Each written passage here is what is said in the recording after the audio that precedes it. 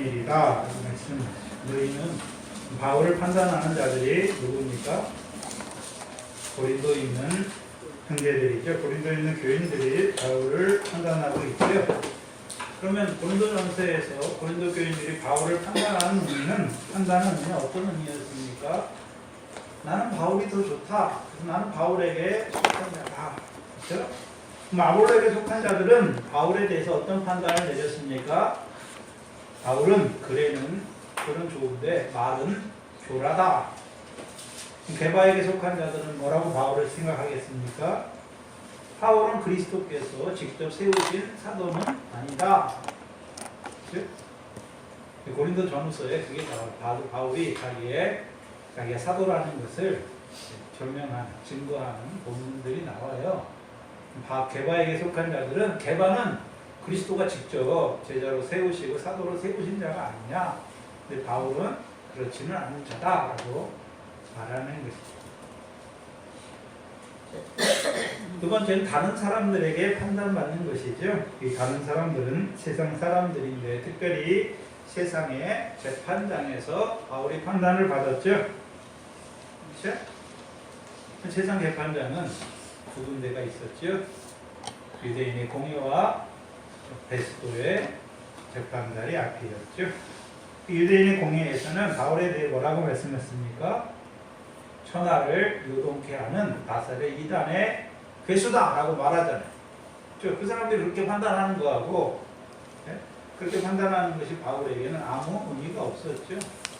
이단의 괴수라고 해서 바울이 그 나사렛 예수의 복음을 전하는 것을 그치는 것은 아니지 않습니까? 세상 법정에서는 바울에 대해서 뭐라고 판단합니까? 미쳤다라고 말하잖아요. 근데 바울은 이런 판단, 고린도 교회든지 세상의 법정의 판단이든지 그런 것을 바울은 그건 매우 작은 것으로 여겼어요. 왜요? 바울은 주께서 판단하실 것을 알았기 때문이죠. 주님의 심판만이 판단의 심판이에요. 주님의 심판만이 중요한 것을 알았기 때문에 저와 여러분도 사람의 심판이나 사람의 판단이나 그런 건 전혀 중요치 않아요.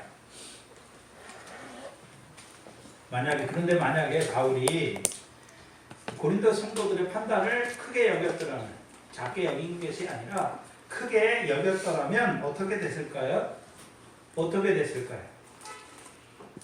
네? 고린도 성도들의 말을 의식했겠죠? 의식하면 어떻게 됩니까? 의식하면 어떻게 돼요? 그 사람들의 말을 충성하게 돼 있잖아요.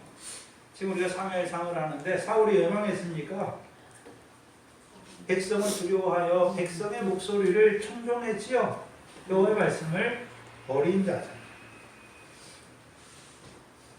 또한 바울이 세상의 심판을 크게 여겼더라면 어떻게 됐을까요? 유대인의 공회에서 변명하거나 핑계했겠죠. 또한 세상의 법정에서 베스도의 심판대 앞에서 바울은 뭐 했습니까? 복음을 오히려 증거하잖아요.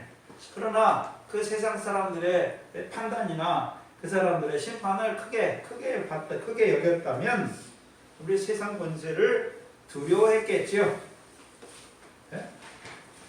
예수님도 빌라도 앞에서 만약에 빌라도의 권세, 그 심판을 크게 받다면 담대하게 말하지 못했겠죠. 진리에 대해서 말하지 못하는 거예요. 그렇다면 바울만 그런 것이 아니라 저와 여러분도 남들의 판단, 특별히 성도들의 판단하는 성도들이 있어요. 성도들 중에 문제는 판단하는 자들이 있단 말이죠. 근데 분명히 마태복음 7장 1절 이하에 예언이 학교에서 마태복음 7장을 외우면 돼요. 7장 1절이 뭐죠? 7장 1절이 뭐예요?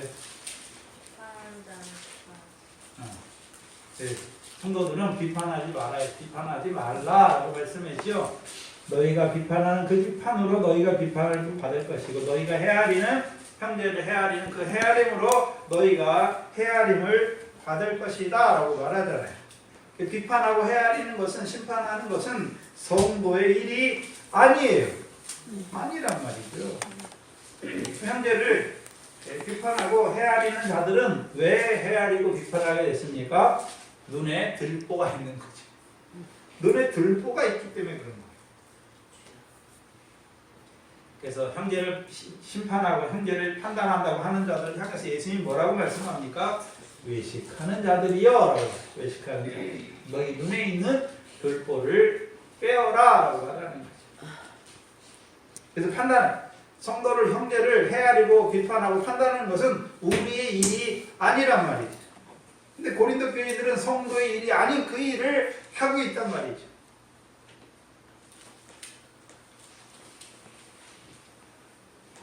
또한 세상 사람들의 판단, 세상 사람들은 뭐 가지고 판단합니까? 세상의 가치, 기준이나 가치관을 가지고 판단하잖아요. 베스도가 바울에 대해서 뭐라고 말합니까? 네가 미쳤다라고 말하잖아요. 바울 정도의 학문이고 바울 정도의 지식이면 그렇게 안 살고 세상에서 높은 자리, 세상 권세를 가진 자로도 살 수 있는데 오히려 나사렛 예수를 증거하는 그 복음 때문에 오히려 유대인들에게 늘 쫓겨다니고 죽음의 위협을 받고 그 심판대 앞에까지 서서 그 영어의 몸이 돼서 2년 넘게 그 감옥에 있는 바울을 볼 때 이 세상에 이렇게 가치관을 가진 자들은 바울이 미쳤다라고 생각할 수밖에 없는 것이. 근데 우리가 생각해야 되는 것은 세상 사람들은 영생의 영광의 소망에 대하여 알지 못하는 자들이다. 그들의 판단이, 그들의 심판이 무슨 의미가 있겠습니까? 네? 아무 의미가 없어요. 네? 세상 사람들은 뭘 가지고 판단합니까? 돈이 많은 거, 어떤 직업을 가졌는지, 어떤 집안인지.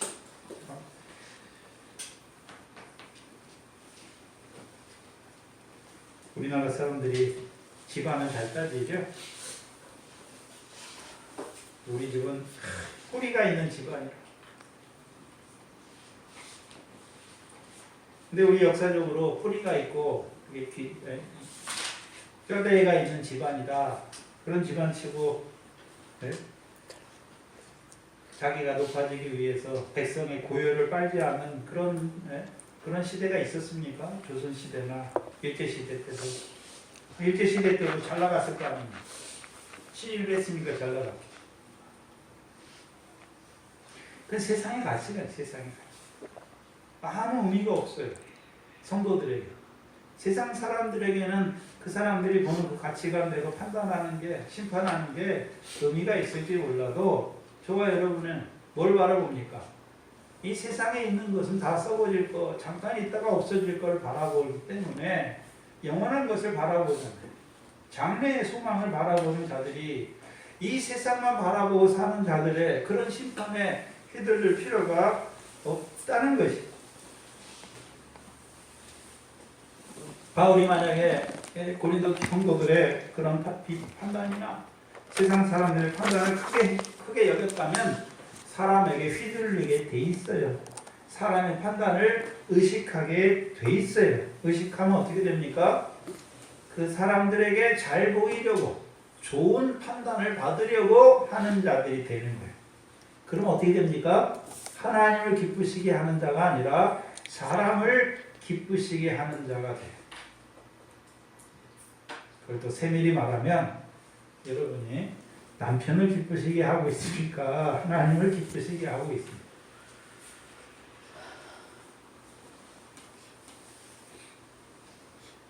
또한 바울은 자신도 자신을 판단치 않는다라고 말씀하죠. 그래서 제가 아무것도 깨닫지 못한다. 이 말은 양심에 꺼리끼는 것이 없다라는 거예요. 양심에 꺼리끼는 것이 없다라고 말하죠.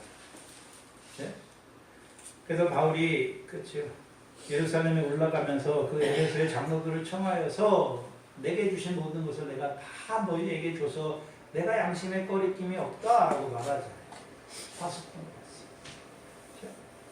저와 여러분도 양심에 꺼리끼는 것이 없어야 돼. 근데 거리끼는 것이 없는 그것을 인하여 의롭다함을 얻지는 못해요. 그렇죠? 바울이 오히려 바리새인 때 어땠습니까? 네? 자기 의로, 율법의 의로 자기를 스스로 의롭다고 여기고 그리스도인들을 대적하는 그렇죠? 오늘 형제를 판단하는 자들은, 형제를 심판하는 자들은 어떤 자들입니까?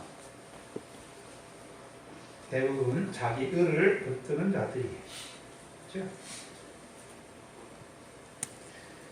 궁극적으로 바울이 뭘 말씀합니까? 나를 판단하실 이는 주님이시다 라고 말씀해요. 주님이시다. 그렇죠?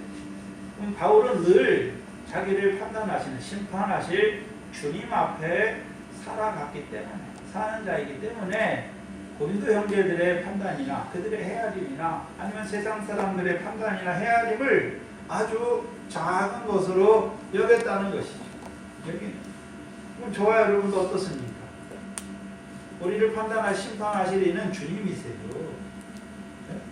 우리가 세상에서 어떤 판단을 받고, 세상 사람들이 아니면 다른 온전치 못한 형제들이 우리를 뭐라고 헤아리고 비판하고 판단하든지 그건 아무 소용이 없어요. 왜요? 우리를 심판하실 이는 주님 한 분이시기 때문이죠. 성경에 우리를 심판한다는 개념은 두 가지 개념으로 말씀해요. 두 가지 개념이죠. 첫 번째가 요한복음 5장이죠. 요한복음 5장을 보시면 22절 이하에 22절로 24절입니다.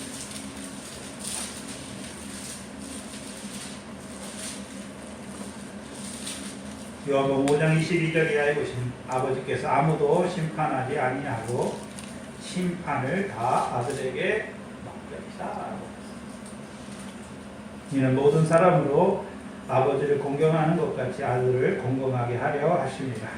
아들을 공경치 아니하는 자는 그를 보내신 아버지를 공경치 아니하느니라. 내가 진실로 진실로 너희에게 이르노니 내 말을 듣고 또 나 보내신 이를 믿는 자는 영생을 얻었고 심판에 이르지 아니하나니 사망에서 생명으로 옮겼다라고 말씀합니다.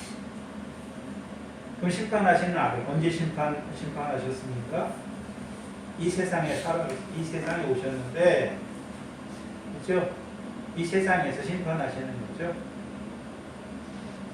믿지 않는 자들은 이미 심판을 받았고 믿는 자들은 사망에서 생명으로 옮겨진 것이죠. 그렇죠? 이것은 인자됨을 인한 심판, 인자됨을 인하여 심판하시는 거죠.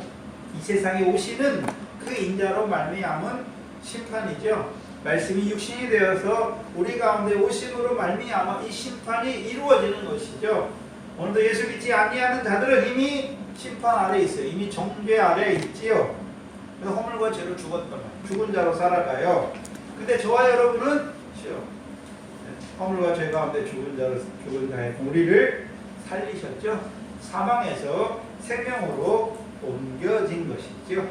근데 고린도전서에서 말하는 고린도 4장에 말씀하시는 심판은, 여기서 말하는 심판은 이 요한복음에 말하는 심판을 말하는 것이 아니라 산자와 죽은 자를 심판하러 다시 오실 예수 그리스도를 말하는 것입니다. 히브리서 9장 27절에 한 번 죽는 것은 사람에게 정하신 거죠. 그렇죠? 그러면 저와 여러분도 사람이지 않습니까? 반드시 뭐 합니까? 반드시 뭐 하나요? 죽습니다. 죽어요. 근데 그 후에 뭐가 있습니까? 심판이 있는 것이죠. 심판이 있어요.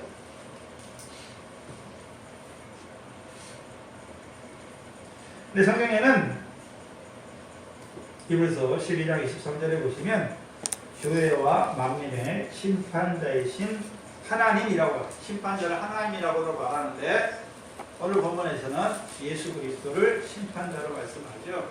우리가 잘 아는 주기도문에서도요, 사도신경에서도 저리로서 산자와 죽은 자를 심판하러 오시리라 라고 말씀하죠. 성경은 또 하나님을 심판자라고 말씀하면서 또 예수 그리스도, 다시 오시는 예수 그리스도를 심판자라고도 말해요. 그렇죠? 근데 오늘 본문에서 말하는 심판은 다시 오시는 예수 그리스도로 말미암은 심판을 말하는 것이죠. 그럼 바울은 어떤 자로 살고 있습니까? 다시 오시는 예수 그리스도께서 산자와 죽은 자를 심판하러 오실 주님이심을 밝히 알기 때문에 어떤 자로 살아가고 있습니까? 산자로 살아가고 있는 것이죠. 고린도 교인들은요, 형제를 비판하는, 판단하는 자들은 어떤 자로 살아가고 있습니까? 죽은 자로 살아가고 있다는 것이죠. 그렇다면 하나님께서 심판자이신데 왜 주를 심판자로, 예수 그리스도를 심판자로 세우셨습니까? 사도행전 17장이죠. 사도행전 17장입니다. 17장 30절로 31절입니다. 여기를 잘 보시면 왜 예수 그리스도가 심판자로, 재판장으로, 산자와 죽은 자의 재판장이 되었는지, 왜 우리를 심판하실 수 있는 자인지를 근거를 보여주세요. 30절에, 사도행전 17장 30절에 알지 못하는 시대에는 하나님이 허물치 아니하셨거니와 이제는 어디든지 사람을 다 명하사 뭐하라 하셨습니까? 회개하라 하셨습니다. 회개의 기준이 뭡니까? 복음이죠. 복음을 믿는 거죠. 회개하고 복음을 믿으라. 왜요? 32절 이는 정하신 사람으로 하여금 예수 그리스도죠. 천하를 공의로 심판할 날을 작정하시고 이에 저를 죽은 자 가운데서 다시 살리신 것으로 모든 사람에게 믿을 만한 증거를 주셨다. 예수 그리스도가 죽으시고 부활하셨죠. 부활하심이 뭘 증거합니까? 하나님이 그를, 예수를 통해서 천하를 공의로 심판할 날을 작정하셨다는 거예요. 작정하셨다. 그럼 예수 그리스도가 그 심판주가 되실 수 있는 이유가 무엇입니까? 복음이시잖아요. 그렇죠? 회개하고 이제 복음을 믿어야 돼요. 이제 복음 시대이기 때문에 천하를 명하여 회개하라 하셨잖아요. 복음이 없었을 때는 괜찮은데 복음의 소식이 전파되고 나서는 이제 다 회개해야 하는 것이죠. 네? 그리고 그 아들, 다시 살아나신 그 아들을 통해서 천하를 공의로 심판한 날을 작정하신 것이죠.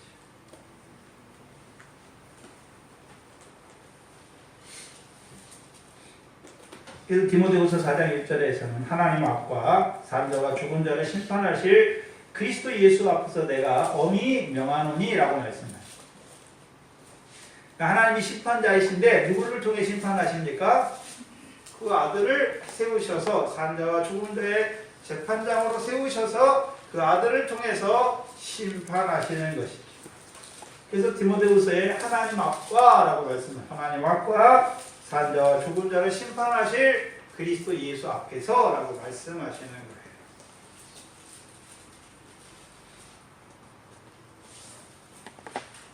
그럼 우리의 심판은 어떤 심판입니까? 천국 가고 지옥 가는 그런 심판이 아니라 이미 천국과 지옥은 아들의 영으로 택하실 때, 우리를 택자로 택하실 때 영의 구원은 이루어졌죠. 그럼 우리의 심판은 어떤 심판입니까? 육신으로 우리가 어떻게 살았나? 다른 말로요, 우리의 몸으로 선악간에 행한 대로 심판을 받는 것이죠. 선을 행한 자는 생명의 부활로, 악을 행한 자는 심판의 부활로 나오게 되는 것입니다. 선악간의 심판이죠. 천국 가고 지옥 가는 심판은, 영의 구원은 이미 이루어졌잖아요. 무슨 심판입니까? 네? 선악간의 심판이죠. 그걸 고린도후서 3장에서는 무슨 심판입니까? 상을 얻을 것인지 해를 받을 것인지, 그 심판이에요.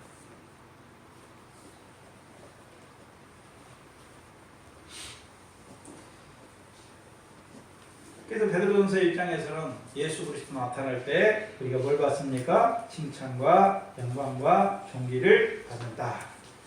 생각해야 되는 것은 예수 그리스도가 산자와 죽은 자의 심판자고 재판주로 심판주로 오시는데 그때 이제 선을 행하는 자들은 칭찬을 받죠. 누구에게 칭찬을 받습니까? 하나님 아버지께서 주시는 칭찬이에요. 그래서 오늘 본문에 보시면 그때에 5절 마지막에 그때에 각 사람에게 하나님께로부터 뭐가 있습니까? 칭찬이 있다는 것이죠. 그래서 우리가 예수 그리스도 나타날 때 칭찬과 영광과 존귀를 받는데 그 칭찬과 영광과 존귀는 누구로부터 오는 것입니까? 아버지 하나님께로부터 오는 것이죠. 우리가 잘 아는 데살로니가 후서 1장 7절 이하입니다.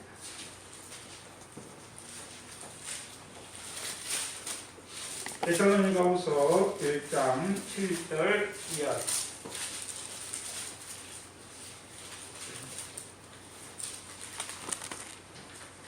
일장 이하에 환난받는 너희에게는 우리와 함께 안식으로 갚으시는 것이 하나님의 공이다. 그렇죠? 하나님의 공인데 하나님의 공의는 무엇입니까? 환난받는 자들에게 안식으로 갚으시는 것이. 그렇죠? 선을 행하는 자들에게 생명의 부활로 갚으시는 것이 하나님의 심판이에요. 일한 자들에게 상을 주시는 것이 하나님의 심판입니다. 그럼 악을 행하는 자들은요, 심판의 부활로 드러나는 것이죠. 해를 받는 구원으로 갚아주는 것이 하나님의 공의의 심판입니다. 근데 언제입니까? 주 예수께서 저의 능력의 천사들과 함께 하늘로부터 불꽃 중에 나타나실 때, 그렇죠? 그때 하나님의 공의가 이루어지는 거예요. 9절에 하나님을 모르는 자들과 우리 주 예수의 복음을 복종치 않는 자들에게 어떤 공의가 이루어집니까? 형벌이 주어진다. 하나님 모르는 자들, 어떤 자들이었습니까?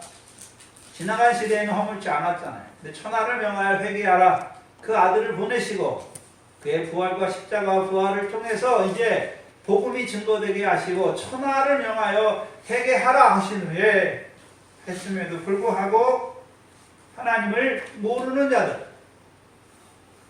즉 형벌을 받는 것이죠. 두 번째는요, 예수 믿는다고 다 그 형벌을 안 받습니까? 예수 믿었지만 주 예수의 복음을 복종치 않는 자들도 뭘 받습니까? 형벌을 받는다라고 말씀하시죠. 그 형벌의 내용이 9절이죠. 이런 자들이 주의 얼굴과 그 힘의 영광을 떠나 영원한 무슨 형벌이요? 멸망의 형벌을 받는다라고. 영원한 멸망의 형벌이에요. 여기서 영원한 멸망의 형벌인데 이 멸망의 형벌의 의미가 어떤 의미로 쓰였습니까? 멸망하니까 존재 자체가 없어지는 그런 거를 말하는 게 아니잖아요. 그럼 여기서 멸망은 뭐가? 영은 주 예수의 날에 구원이 있잖아요. 뭐가 멸망당하는 것입니까? 그를 위해서 예비한 상과 영광이 영원히 불타는 것이죠. 왜요? 원래 쭉정이는 꺼지지 않는 불에 집어넣잖아요. 꺼지지 않는 불, 이 세상에 있는 불은 다 꺼져요. 태울 거 다 태우면 꺼지는데 꺼지지 않는 불이 있죠. 어떤 불이 꺼지지 않습니까? 우리를 위해 예비하신 상과 영광은 영원한 것이잖아요. 근데 상과 영광에 합당한 생활을 못했어요. 그러면 그 상과 영광대로 줄 수가 그에게 상과 영광을 입혀줄 수 없는 것이죠. 왜? 상 받을 일을 안 했단 말이죠. 그럼 그를 위해 상을 예비해 두셨지만 그 상을 줄 수가 없는 것이죠. 그럼 줄 수가 없는 아버지 하나님의 심정은 어떻겠습니까? 저희 친할머니가 계신데 저는 친할머니한테 혼을 한 번도 안 났어요. 저희 친할머니는 저희 손자, 손녀들을 한 번도 혼내지 않았어요. 잘못했는데도요. 왜 그러냐, 왜 혼내지 않았냐면 사정이 있더라고요. 어렸을 때 자식을 낳는데, 자식이 어렸을 때 고무신을 사달라고 했어요. 근데 괜찮게 사셨대요. 근데 안 사줬대요. 네? 근데 며칠 뒤에 아빠가 시름시름 앓더니 죽었대요. 네? 너무 마음이 아파가지고.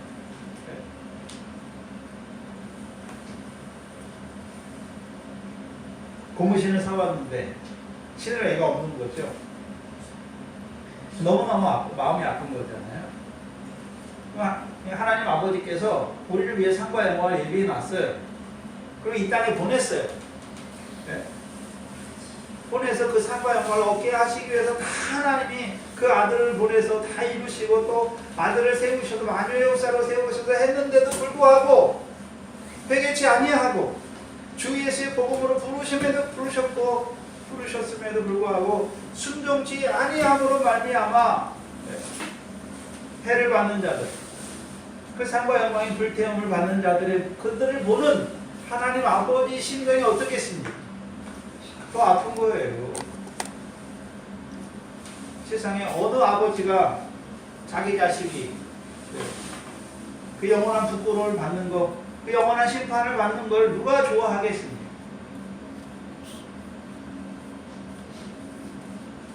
부자의 고통만 보지 마시고 그 고통을 보는 그 아들의 포화를 연락하는 그 아들의 그 부끄러운 고통을 보는 그 아기의 심정도 봐야 되는 거죠.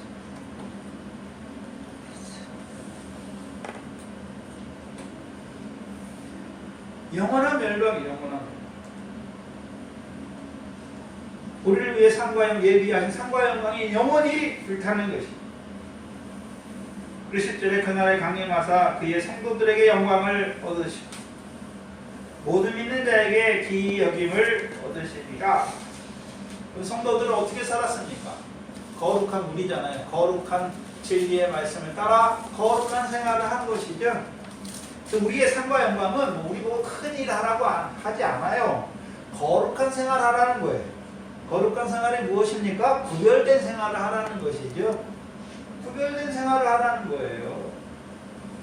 그럼 아무것도 안 주고 그리고 구별하라고 했습니까? 진리의 말씀을 주시고 이제 구별된 삶이 하나님의 백성으로 사는 삶이 무엇인지를 나타내 주시고 주셨을 뿐만 아니라 진리의 성령으로 진리 가운데 인도해 주시잖아요.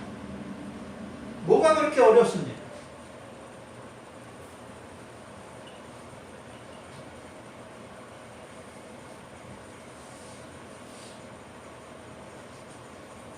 12절에 우리 하나님과 주 예수 그리스도의 은혜대로 우리 주 예수의 이름이 너희 가운데서 영광을 얻으시고 너희도 그 안에서 영광을 얻게 하려 하십니다. 심판주로 오시는데 죽은 자들, 어떤 자들이 죽었습니까? 하나님을 모르는 자들과 주 예수의 복음에 복종치 않은 자들은 그렇게 살았던 자 죽은 자예요. 그들의 심판은 무엇입니까? 주의 얼굴과 그 임의 영광을 떠나 영원한 멸망의 형벌을 받는 것입니다. 네? 성도들은 우리의 거룩한 행실을 인하여 주께서 영광을 받으시고 우리도 그 안에서 영광을 받는 것입니다. 야고보서 2장을 한번 보시면 야고보서 2장입니다. 2장 12절과 13절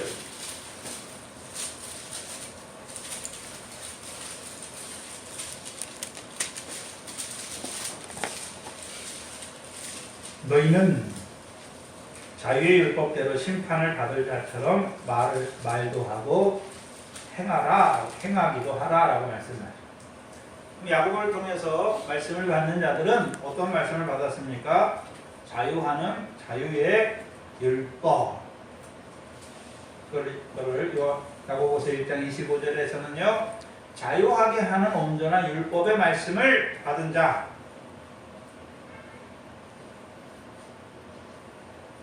그럼 자유하게 하는 온전한 율법을 받은 자는 어떻게 살아야 됩니까? 13절이죠. 긍휼하게 살아야, 긍휼히 여기는 자로 살아야 되는 것이죠. 긍휼히 여기는 말을 하고 긍휼히 여기는 행위를 해야 되는 거예요. 긍휼은 한마디로 무엇입니까? 사랑이죠. 사랑. 죄인을 용서해 주는 것이죠. 네. 그래서 로마서 11장에 하나님이 그 아들을 통해서 우리에게 긍휼을 베푸셨잖아요. 그 긍휼을 받았기 때문에 제가 보면 자유하게 하는 온전한 율법은 무엇입니까? 세 계명이죠. 세 계명. 주께서 우리를 사랑하신 것 같이 우리도 형제를 사랑하는 것이.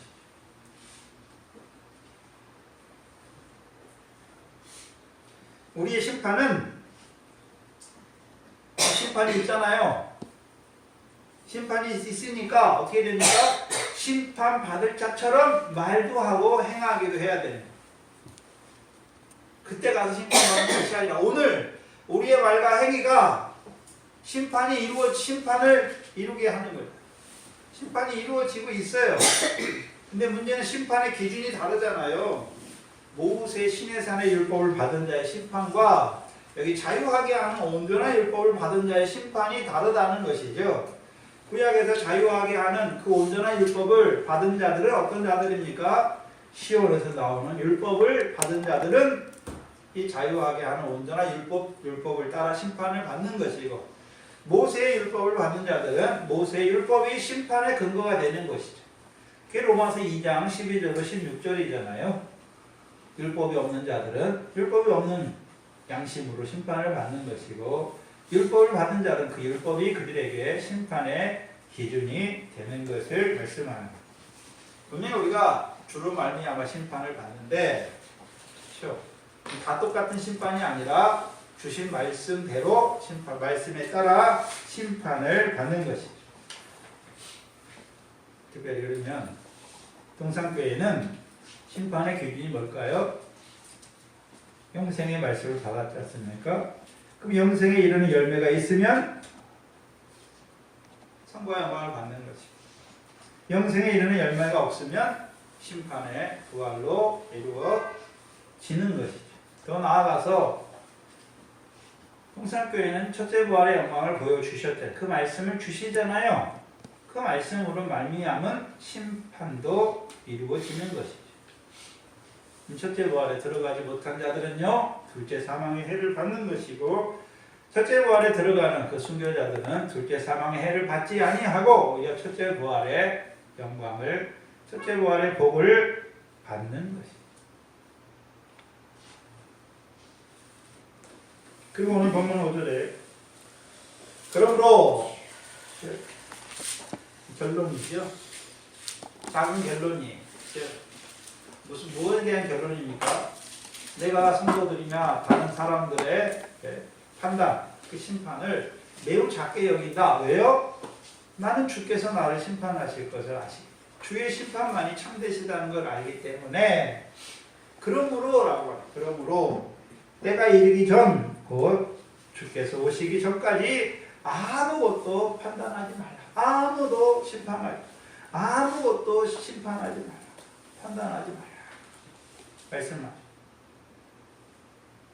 우리는 판단할 자가 아니란 말이에요. 아무 것에 대해서도 판단할 권세를 우리에게 주신 게 아니에요. 능력을 주신 것도 아니란 말이에요. 단지 우리는 심판을 받아요. 누구에게요? 다시 오실 주님이 우리를 심판하는 거예요.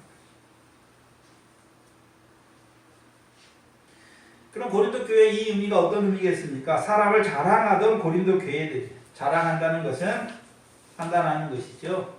바울은 어떻고 저떻고, 게바는 어떻고 저떻고, 아볼로는 어떻고 저떻고. 우리도 그렇잖아요. 아유, 저 권사님은 어떻고 저떻고. 네?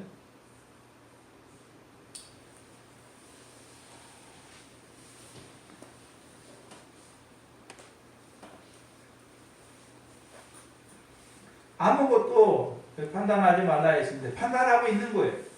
저 성도는 어떻고 저떻고.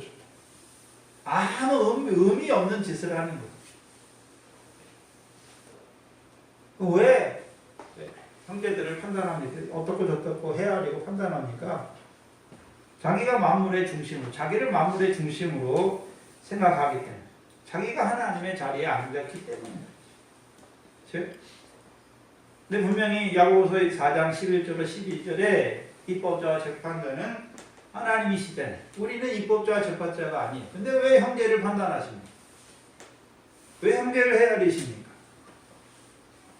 우리는 단지 하나님이 주신 율법의 말씀을 지켜야 되는 의무가 있는 것이지, 우리가 무슨 판단하고 우리가 심판하고 우리가 헤아리고 그런 자로 우리를 세운 것이 아니란 말이죠.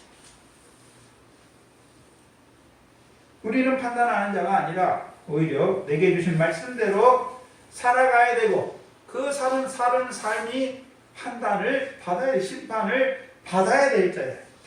얼마나 웃깁니까? 심판을 받아야 될 자가 오히려 심판을 하는 자리에 선 꼴이죠. 하나님의 자리에 섰다는 것이.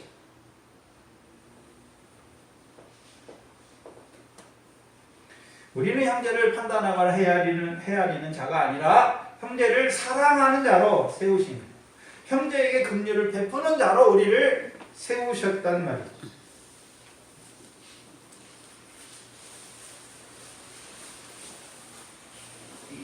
그러니까 주께서 오시기 전까지 아무것도, 아무 사람도 판단하지 말라 말씀하시는 거예요. 다시 한번 말씀하시죠.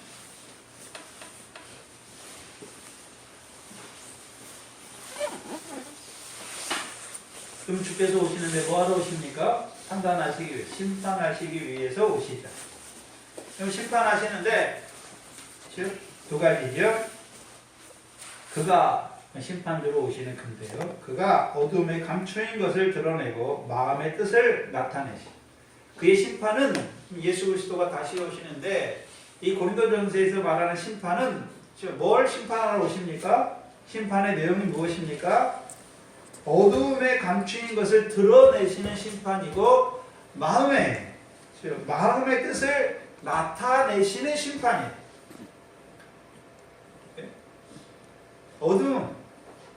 어두운데 감추인 것을 드러내시는 심판이고, 사람의 마음의 뜻을 나타내시는 그 심판을 하시기 위해서 오시는 거예요. 근데 전제가 있죠, 전제가. 여기서는 선악의 개념의 심판이 아니에요. 전제가 있는데, 심판을 오시는데 전제가 뭡니까? 5절 마지막 절이잖아요. 그때에 주께서 심판하러 오실 때에 각 사람에게 하나님께로부터 칭찬이 있으리라. 뭐 하시기 위해서 오는 심판입니까? 주께서 심판하러 오시는데 그 심판으로 말미암아 각 사람이 하나님께로부터 칭찬을 얻게 하시는 그 심판주로 오시는 것을 말씀해 주시는 거예요.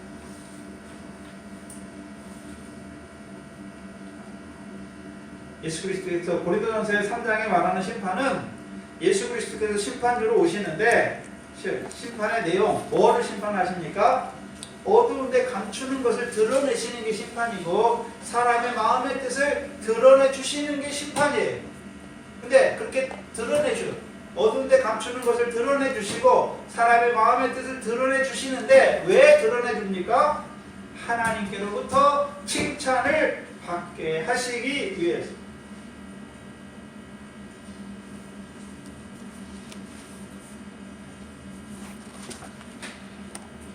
그렇다면 첫 번째, 어두운 데에 감추인 것을 드러내 주시는 심판.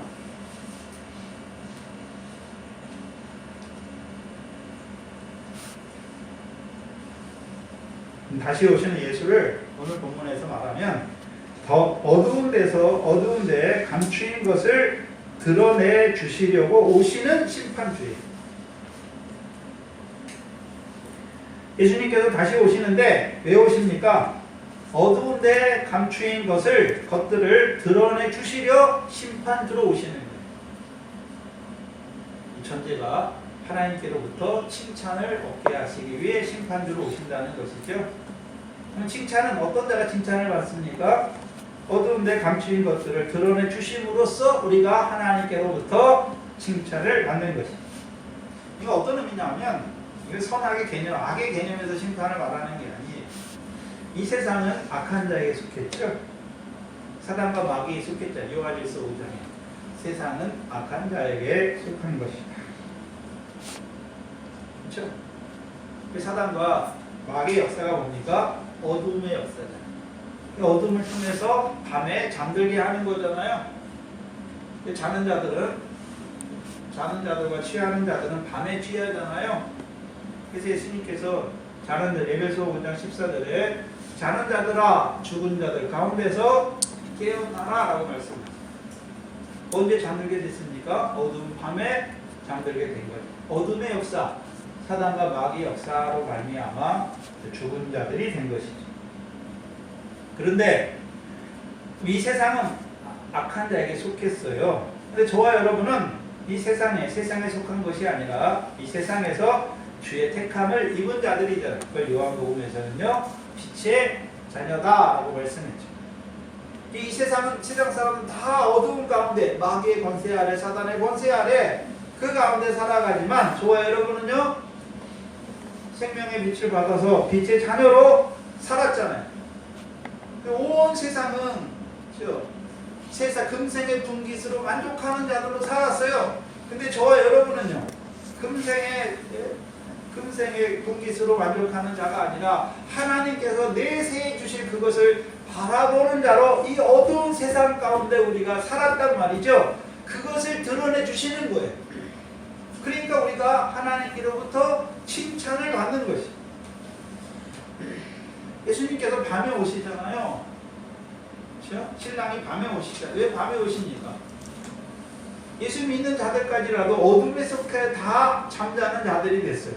죽은 자가 됐단 말이죠. 뭐에 대해 죽었습니까? 부활에 대하여 죽은 자로 살아가는. 그래서 임자가 올 때 믿음을 보겠느냐 말씀을. 믿는 자는 많은데 믿음을 보겠느냐라고 말씀을.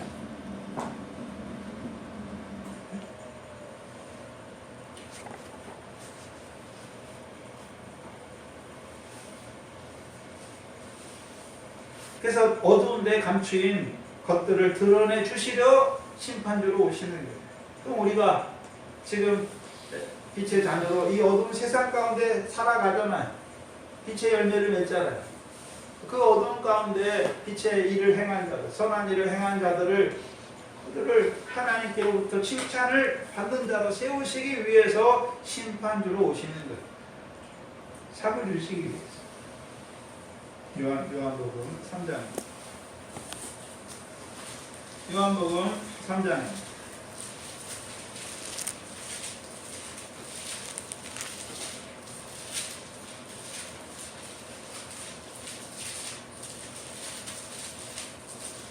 다리꼴로 21절입니다. 저는 믿는 자는 심판을 받지 아니하는 것이요 믿지 아니하는 자는 하나님의 독생자의 이름을 믿지 아니하고 벌써 심판을 받은 것이라. 그 정죄는 이것이니 곧 빛이 세상에 왔으되 사람들이 자기 행위가 악함으로 빛보다 어두움을 더 사랑한 것이다. 그럼 대부분의 사람들은 빛보다 뭐를 더 사랑했습니까? 어둠을 사랑한. 어둠을 더 사랑했잖아요. 그럼 대부분 이 세상은 다 악한 자에게 속겠으니까 그 어두운 가운데 살아가는 것이다. 근데 20절에 악을 행하는 자마다 빛을 미워하여 빛으로 오지 아니하나니 이는 그 행위가 드러날까 하니요. 21절에 진리를 쫓는 자는 어디로 옵니까? 빛으로 오나니 이는 그 행위가 하나님 안에서 행한 것임을 나타내려 함이니라. 우리가 하나님께로 오잖아요. 진리를 쫓는 자는 빛으로 오잖아요. 왜요? 자기 행위가 하나님 안에서 행한 것임을 드러내려. 그럼 하나님 안에서 행했다는 것이 무엇입니까? 하늘에 계신 아버지의 뜻대로 행했다는 것이죠. 하늘에 계신 아버지의 뜻대로 행했다는 거죠.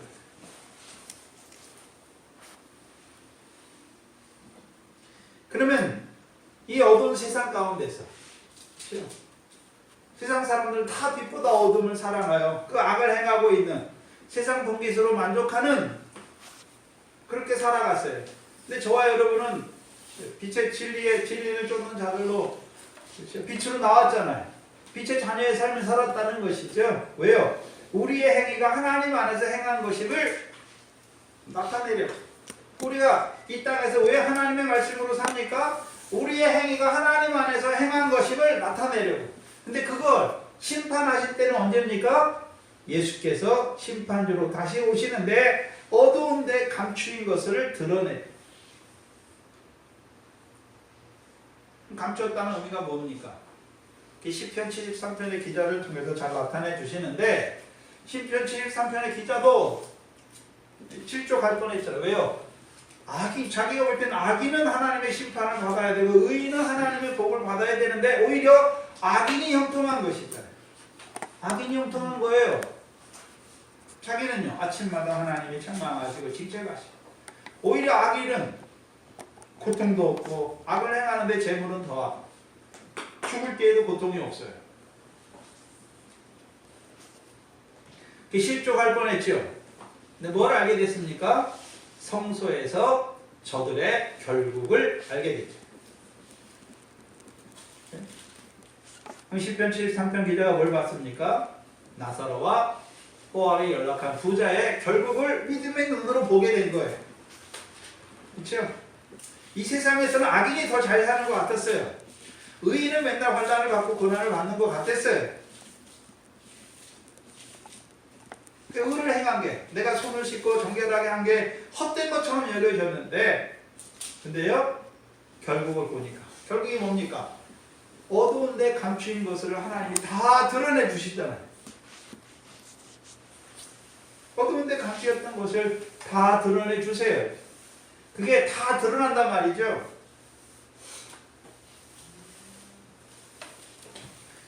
연락하는 부자가 그게 세상에서 그게 드러났으면 그렇게 살았겠습니까? 안 살았잖아요. 근데 몰랐어요. 그렇게 사는 게 잘 사는 거라고 생각했겠죠. 근데 죽어서 그 영혼이 영원한 문부에 고통 가운데 있다. 그럼 저와 여러분은 지금 이 세상에서 왜 남들은 다 자기 하고 싶은 대로 사는데 왜 우리는 믿음을 지키고 살아야 되는 것입니까? 심판주가 있기 때문에. 그렇죠?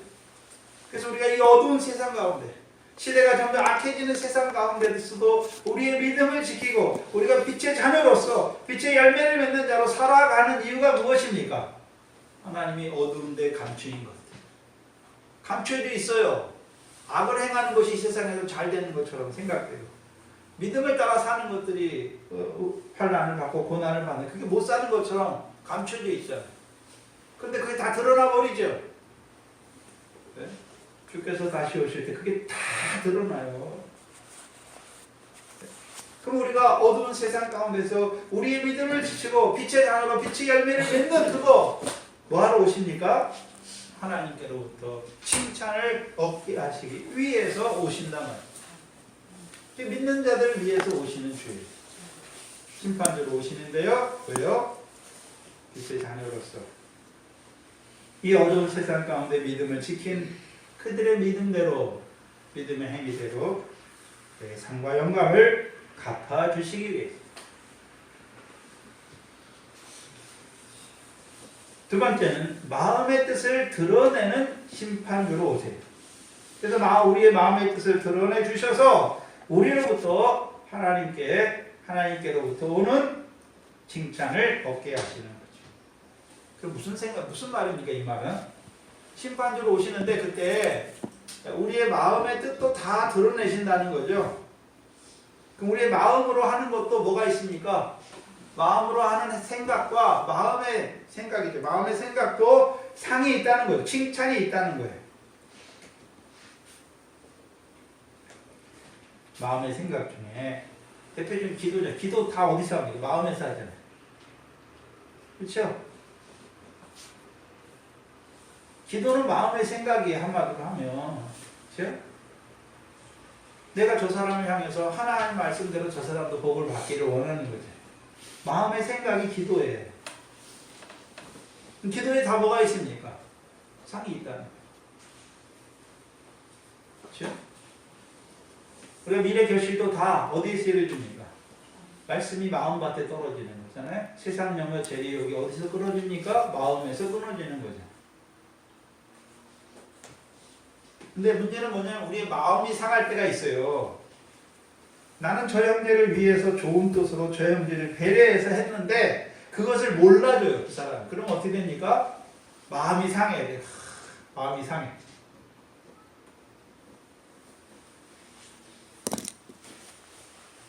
상할 필요가 없어요. 내가 좋은 뜻으로 했고 좋은 마음으로 형제를 배려하는 마음으로 했다면 중심을 누가 살핍니까?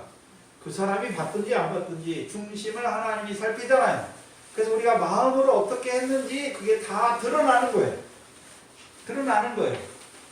그래서 마음이 상할 필요가 없어요. 바울이 고린도 교인들이 자기에 대해서 판단을 했을 때 자기 마음에도 만약에 생각이 있었다면 그게 서운하다고 생각하고 그랬다면 어떻게 했을까요? 마음이 상했을 거잖아요. 근데 그들이 자기에 대해서 어떻게 판단하든지 자기는 매우 작은 것으로 여겨버리잖아요. 왜요? 하나님은 중심을 살피시기 때문에 내가 그들을 위한 생각, 그게 중요한 것이.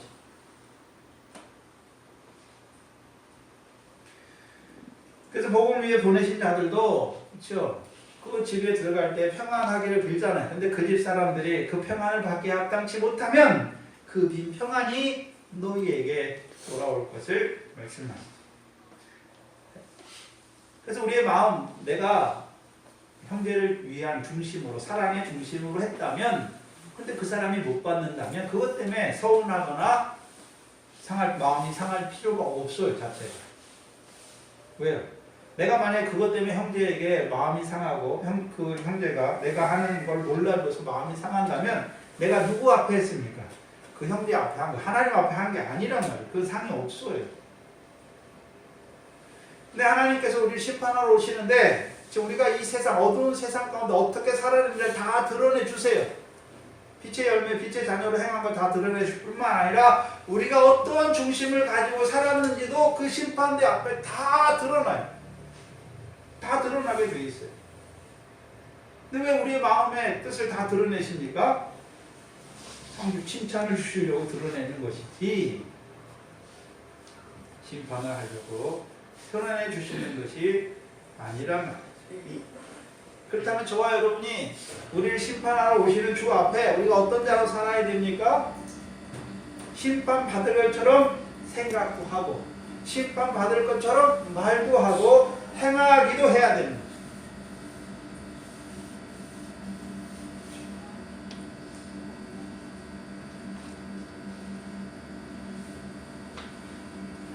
우리가 다시 오시는 심판주, 우리가 어떻게 믿음으로 살았는지 그거 세상 사람들은 무시하고 그러지만 하나님께서는 다 어떻게 하십니까? 생명책에, 행위록에 다 기록해 놓고 계세요. 네? 그러니까 우리가 어떠한 중심을 가지고 살았는지 다 기록해 놓고 계시던. 근데 주께서 오실 때, 심판주로 오실 때 어둠에 감추어 같아요. 어둠이 지금은 세상이 그냥 하나님의 역사가 없이 그냥 세상이 자기 마음대로 멋대로 굴러가는 것 같잖아요. 근데 그렇지 않아요.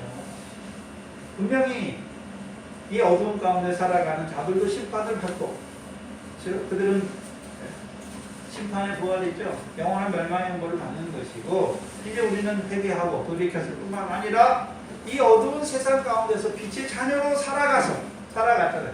이 세상에서 안 드러나요. 그게 왜? 심판이 안 이루어지니까.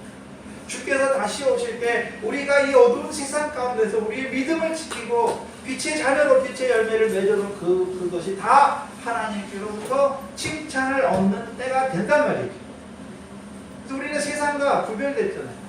그 세상의 판단이나 세상의 기준이 중요하다는 게 아니라 중요하지 않단 말이죠. 하나님 앞에 어떻게 살아가는가. 우리를 심판하실 하나님 앞에, 주님 앞에 우리가 어떤 자로 살아가느냐, 상과 영광이 있는 그 일을 하는 자로 살아가는지, 그 중심으로 살아가는지, 그게 중요하다는 것입니다. 이 세상에 있는 모든 사람이 결국 우리 심판하시는 하나님 앞에 서게 돼요.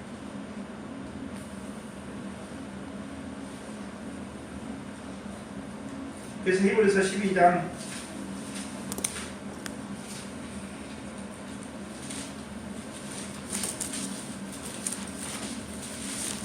12절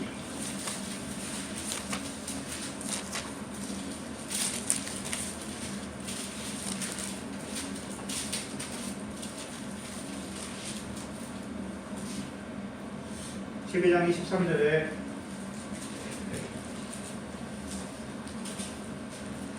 교회와 만민의 심판자이신 하나님이죠. 교회의 심판은 칭찬과 상과 영광과 칭찬이고 만민들은요 하나님을 모르는 자들, 복음을 복종치 않는 자들 영원한 멸망의 형벌을 받는 거예요. 지금 고린도인들을 향해 너희는 믿는 자들이 아니냐? 그럼 예수 그리스도 나타날 때 하나님께로부터 칭찬을 얻는 그 심판을 받을 자들이 아니냐? 그런데 왜 세상 사람들처럼 세상 사람들의 심판과 사람들의 심판에, 사람들의 판단에 거기에 놀아나고 있느냐라고 말하는 거죠. 다음은 어떻습니까? 자기를 심판하실 리가 주님인 걸 알기 때문에 너희가 나를 어떻게 판단하고 어떻게 심판하고 어떻게 헤아리는지 그게 중요한 게 아니에요. 세상 사람들이 우리를 어떻게 헤아리고 어떻게 판단하고 어떻게 생각하는지가 중요한 게 아니에요. 오직 우리를 심판하실 주님 앞에 우리가 어떻게 사는가가 중요한 거예요. 중요한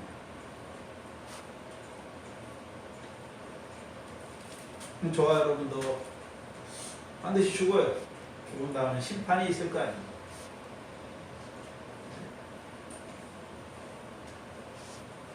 그 심판대 앞에 어떤 자로 서기를 원하십니까?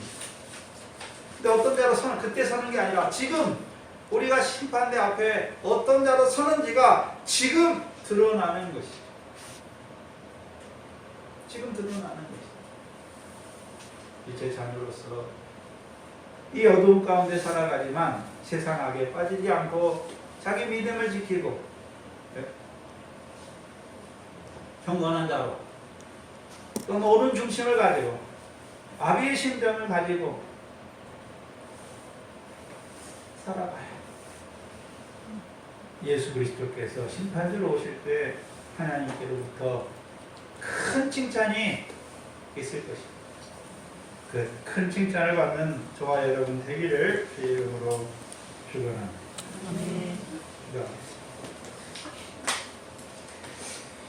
만유의 하나님 되신 아버지께서 오늘도 만유의 후사를 세우시고 그를 통하여 능력의 말씀으로 우리를 붙들어서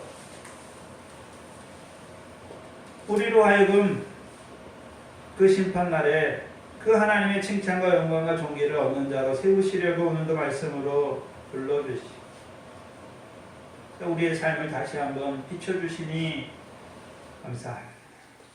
이 말씀을 통하여 우리가 전에는 사람이 우리를 어떻게 판단하는지 어떻게 평가하는지 그런 기준에 휘둘리고 그런 기준에 따라 이리저리 요동했던 저희들 돌아보게 하시니 감사합니다. 이제는 이 말씀을 통해서 우리를 심판하시리가 주권이시오. 보여주시오. 무엇을 심판하시는지 보여주셨어요. 많은 사람들이 세상의 분깃으로 만족하여 그 멸망길을 갈 때에도 우리를 빛의 자녀로 세우시고 우리를 생명길로 걸어가게 하셔서